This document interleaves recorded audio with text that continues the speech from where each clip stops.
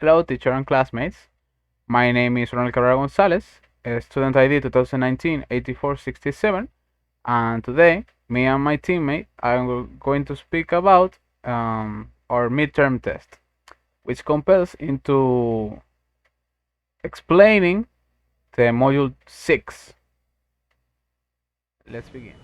Hi, my name is Elianyi Otaño. My ID student is 2019-8115. I'm going to talk about many topics of Unit 6 or Module 6 as computer graphics and desktop publishing. First of all, it's important to know what are computer graphics. Those are pictures and drawing produced by the computer.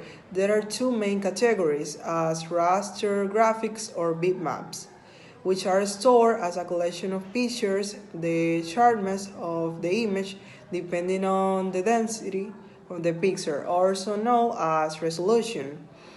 Bitmaps are most common and in the file format usually represent as PNG, GPG, GIF, and also TIFF. Continue talking about vector graphics that, on the other hand, represent image through the use of geometric objects such line, curves, and polygons based on pure mathematical equation. One of its advantages is that the size and scale can be changed with losing inequality. EPS is the most popular and common file format vector drawing. Almost all the computer users need some form of graphic creation and editing tool to create and manipulate image. One of the most used software for image creation are all Adobe Illustrator and Adobe Photoshop, which handle bitmaps and vector respectively. That's not the only one way graphics can be represented, though they can also be specified as a 3D instance of an object, meaning that a graphic representation can have its own shape and occupy a 3D space with a real diff. We usually refer to those as 3D render. They are a projection of a shape in a third-dimensional way, being a representation of the depicted object. Most of them come with texture, which give a skin to the 3D skeleton. Renders come in handy to make pretty much any kind of advertisement for a product or service. Now we'll be continue talking about desktop publishing. First of all, it's important to know that this term refers to the use of computer to design and publish books, brochure, newsletters, magazine, or other print piece. DTP is really a combination of several different processes, including word processing, also graphic design, information design, output, and pre-press technology, also image manipulation. Sometimes DTP centers around a PLG or page layout program, which is used to import all of the necessary type of media, drawing, charts, graph, text, photo into a certain environment and arrange them as the user sees fit.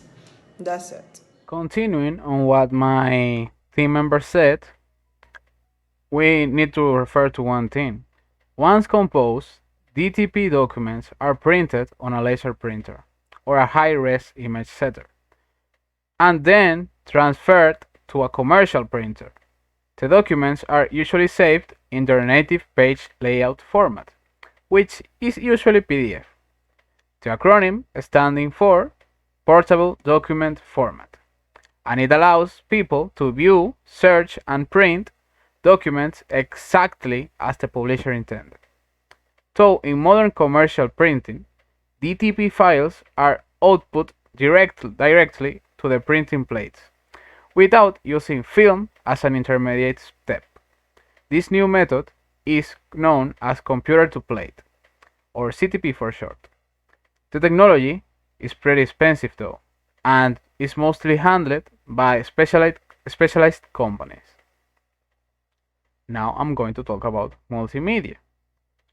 Multimedia applications are used in all sorts of fields. For example, museums, banks, state agents, and a lot of other fields.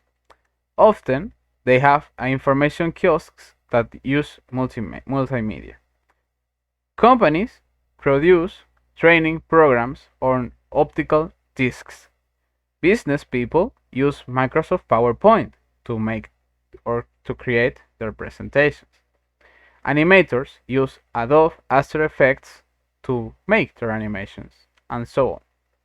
A field that also needs some attention is the sound part of the multimedia, as it plays a big part in subjects like art and music.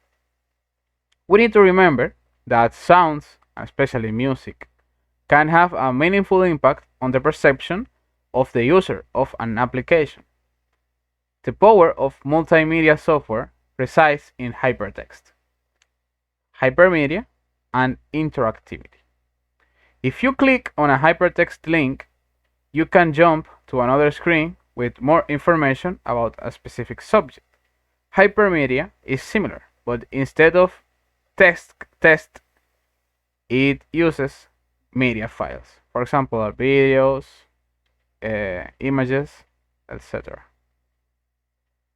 A comforting thought is that as long as your computer has a sound card, you can use it to capture sounds in a digital format and then play them back. Sound cards offer two important capabilities: a built-in stereo synthesizer and a system called MIDI, which stands for Musical Instrument Digital Interface, that allows electronic musical instruments to communicate with your computer. That means you can take a microphone and plug it in with the adapter, and your computer records the microphone sound. The microphone can communicate with your computer through or via the MIDI or MIDI. Also, we need to keep of note that DAW or Digital Audio Workstation lets you record several tracks of digital audio. This means you can keep track of every sound you make in different lines. The most common format for audio files to be played in your computer is MP3. That stands for MPEG Audio Layer 3, a form of audio file compression, being also the most used for an MP3 player exportation or CD burning. Multimedia is used to produce dictionaries and encyclopedias. They often come on DVDs, but are also available on the web. A good example is the Glorier Online Encyclopedia, which contains thousands of articles in different parts of the subject, such as animations, sounds, dynamic maps and hyperlinks, etc. That will be all from us. Thanks for your attention, and I hope you have a great day, or afternoon, or well, night.